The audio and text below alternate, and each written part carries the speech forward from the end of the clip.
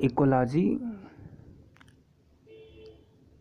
जो विभिन्न परीक्षाओं में प्रश्न आए हैं उसकी ये तीसरी वीडियो है इस चैप्टर से, इकोलॉजी व इकोसिस्टम से। इसमें हम लोग 40 और महत्वपूर्ण क्वेश्चंस को देखेंगे। तो शुरू करते हैं। किस प्रकार के पिरामिड द्वारा विभिन्न पारिस्थितिकी तंत्र की उत्पादकता का बोध होता है? तो ऊर्जा पिरामिड। सर्वाधिक स्थायी पिरामिड तंत्र है महासागर। महासागर का जो स्थायी पिरामिड है वो सर्वाधिक अस्थायी होता है महासागर का। 1985 से हर वर्ष भारत सरकार अक्टूबर के पहले सोमवार को विश्व हेपेटाइटिस दिवस जो है मनाती है। अक्टूबर के पारिस्थितिक तंत्र इकोसिस्टम में एक टिकाऊ जैव समूह कहलाता है इकोटोन। इकोटोन जो है टिकाऊ जैव समूह कहलाता है। अंतर्राष्ट्रीय अम्ल वर्षा सूचना केंद्र स्थापित है ओस्लो में।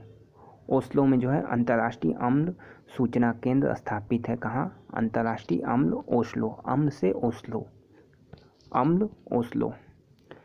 पारिस्थितिकी निकेत की संकल्पना को प्रतिपादित किया तो ग्रीनेल्स ने। निम्न में से किसका पारिस्थितिकी संतुलन से संबंध नहीं है? औद्योगिक प्रबंधन। निम्नलिखित में से किसकी वृद्धि के लवण कक्ष आदर्श होते हैं? तो केवल एक, लवण मृदों भी, जो पौधे लवण वाली मृदा में उगते हैं उनके लिए। भारत में मैग्रावे वनस्पति सबसे अधिक जो है सुंदरवन में पाई जाती है। एलिफाइट्स के पौधे हैं जो अन्य पौधों पर निर्भर करते हैं यांत्रिक अवलंब के लिए। पारिस्थितिकी तंत्र को संतुलित बनाए रखने हेतु आवश्यक है तो जैव विविधता का संरक्षण। पारिस्थितिकी तंत्र पृथ्वी के सर्वाधिक क्षेत्र में फैला हुआ कौन सा सामुद्रिक भूगोल को मानव पारिस्थितिकी के रूप में परिभाषित किया है हरलॉन्ग बैरोज ने। हरलॉन्ग बैरोज ने भूगोल को मानव पारिस्थितिकी के रूप में परिभाषित किया है। निम्नलिखित में से किसे पर्यावरण के मूल संगठकों में सम्मिलित नहीं किया है? तो स्थानीय।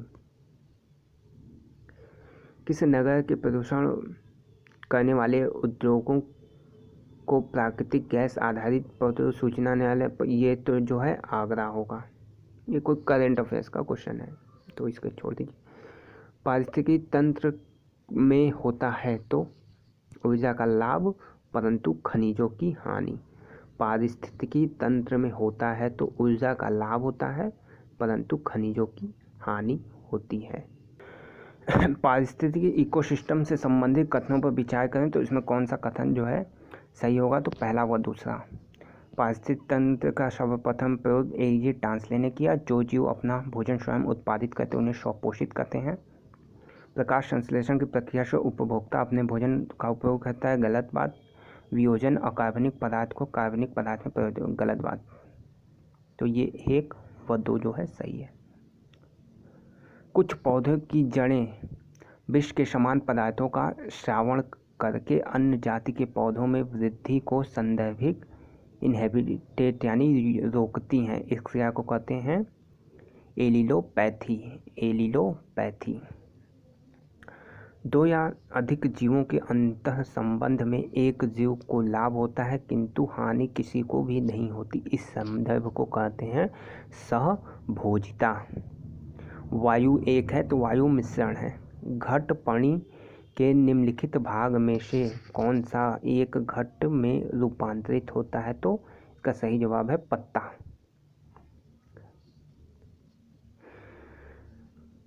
कौन सा एक सही है? तो कथन जो है प्राकृतिक वनस्पति जलवायु का सही सूचकांक है, सही है। जलप्रिय पौधे आर्द्र जलवायु में पाए जाते हैं तो दोनों सही है और आय जो है सही स्पष्टीकरण है ए का। पारिस्थितिकी तंत्र में तत्वों के चक्रण को क्या कहते हैं? जैव भू रासायनिक चक्र। ये इम्पोर्टेंट क्वेश्चन है, कई बार पूछा हुआ भी है।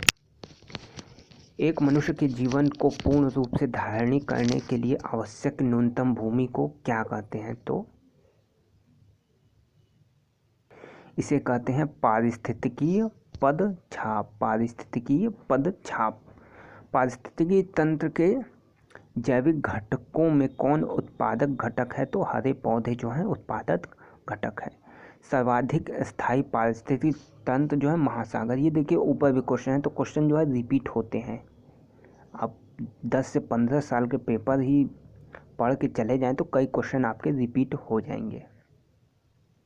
कई प्रतिरोपित पौधे इसलिए नहीं बढ़ते क्योंकि प्रतिरोपण के दौरान अधिकांश मूल जो है नष्ट हो जाते हैं। मूल रोग किसी निश्चित क्षेत्र में प्राणियों की संख्या की सीमा जिसे पर्यावरण समर्थन कर सकता है कहलाती है वहन क्षमता।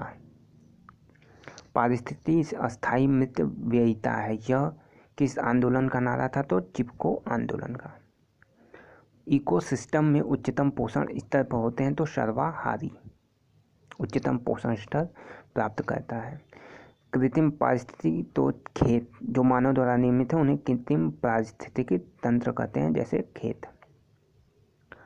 जलवायु का पिरामिड किस पारिस्थितिकी तंत्र में उलट जाता है? तो तालाब में जलवायु का उलट जाता है। ये आपको याद रखना है। परितंत्र की घटती उत्पादकता के क्रम में उनका सही अनुक्रम है तो मैंग्रोव, घास स्थल, झील, महासागर। यानी सबसे ज़्यादा उत्पादकता जो है मैंग्रोव वनों की है, फिर घास स्थलों की है, फिर झील की है, फिर महासागरों। यानी महासागर की उत्पादकता जो है सबसे कम है और ये सबसे महासागर जो है सबसे अस्थायी परितंत्र भी होते हैं। तो 2 फैक्ट इसके साथ जुड़ा है, याद रखिए आप लोग। डीप इकोलॉजी यानी गहन पारिस्थितिकी शब्द का प्रयोग किया अर्निज नेस ने। ये इम्पोर्टेंट क्वेश्चन है। डीप इकोलॉजी शब्द का प्रयोग अर्निज नेस ने किया। नोबल गैसों में कौन सी वायु में नहीं पाई जाती? तो रेडान। रेडान जो है वायु में नहीं पाई जाती। कौन सी एक आहार श्रृंखला का सही क्रम है? तो डायटम, क्रिस्टेशियाज, हेरिंग आहार श्रृंखला का सही क्रम है। डायटम, क्रिस्टेशियाड, फिर लास्ट में हेरिंग। डायटन से स्टार्ट हो रहा है, हेरिंग पे खत्म। खाद्य श्रृंखलाओं के संदर्भ में निम्न में से किस प्रकार के जीव अपघटक जीव कहलाते हैं? तो कवक, जीवाणु। विषाणु जो है नहीं होगा इसमें, बस कवक और जीवाणु। निम्न में से कौन एक पारिस्थितिकी तंत्र के संबंध में सही नहीं है? तो सही नहीं है तो यह एक बंद होता है। ये जो है सही नहीं है, यानी यह एक खुला तंत्र होता है। इसमें केवल एक सही होगा। खाद्य श्रृंखला उस क्रम का निर्देशन करती है जिसमें जीवों की एक श्रृंखला एक दूसरे के आहार द्वारा पोषित होती है। कौन सा एक पृथ्वी ग्रह पर कार्बन चक्र में कार्बन डाइऑक्साइड का योगदान करता है? तो ज्वालामुखी क्रिया, श्वसन, जैव पदार्थ का क्षय, ये तीनों जो है करते हैं। ये तो प्रकाश संश्लेषण नहीं करता, इसमें ऑक्सीजन जो है निकलती है। तो जलवायुमुखी क्रिया, श्वसन